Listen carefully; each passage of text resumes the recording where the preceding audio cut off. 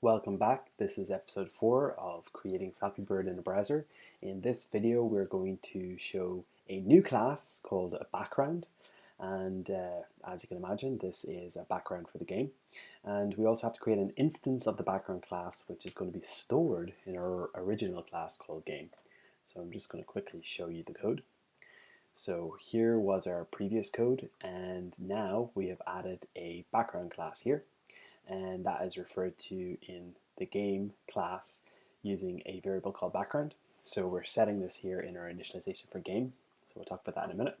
And the background class, it's pretty simple. It draws a background. So I'm going to run this code and you can see what you will get. Simply a background image like this that's loaded into the frame. So not doing very much. We've got some more magic numbers here. We've got a width and height for the background. We also have a URL for the background, which is a link to the image. So you can see that here. And in our background class, again, we have an initialization function, which is loading the background image from here. And we have a draw method. And you will see this pattern again for every single class in this game, of which there are about 7 or 8 classes. If we do the full thing.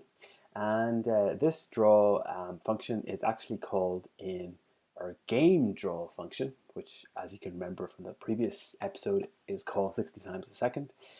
So in this case, we're calling background draw, which is here, 60 times a second. And that's how you can add animation. In this case, we're not animating anything, we're just drawing the same image again and again. So this draw image method, I'll just go quickly through how that works. So it takes these 5 parameters, and it looks a little complex, but it's pretty simple once you know what's going on. So the first parameter is literally just the image itself. The second and third refer to the original image, which is described in this URL here.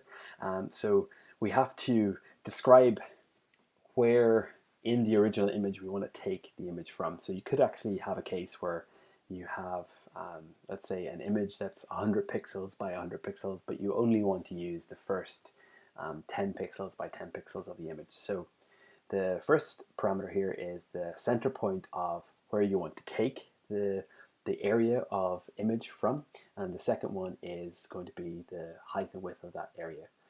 In our case, we're going to take it from the center of the original image and take the full height and width of the original image. So I've drawn a little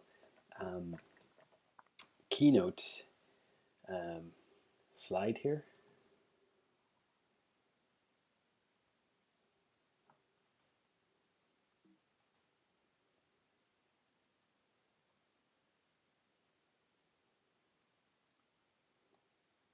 Which shows how that is working out.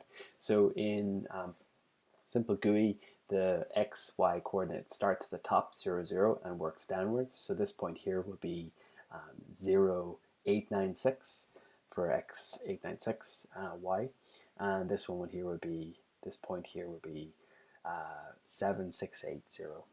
Okay, so the center point is here, and that's what's referred to when we were talking about the width over 2, comma, the height over 2. Okay, so the next 2 parameters are actually where you want to put the image. So we want to put it in the middle of the frame, which is described with the game width and height, game height, and we want to give it the entire width and height of the frame itself. So hopefully that makes sense. You're going to be using this draw image method a lot, and that's what is happening in that method.